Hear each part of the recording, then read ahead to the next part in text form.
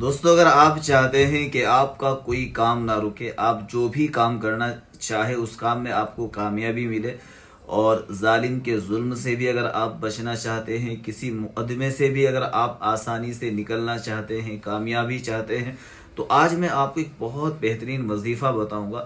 بہت کامیاب عمل ہے اور مجرب عمل ہے۔ اس عمل کو آپ نماز کے بعد 7 مرتبہ، جو میں دعا بتاؤں گا، اس دعا کو آپ 7 مرتبہ اگر پڑھیں گے، انشاءاللہ آپ اس کے بہت اچھے رزلٹ دیکھیں گے اور بہت فاسٹ دیکھیں گے۔ آپ کو پڑھنا ہے: یا سبوح، یا قدوس، یا غفور، یا ودود۔ یہ 4 کلمے پڑھنے ہیں: یا سبوح، یا قدوس، یا غفور، یا ودود۔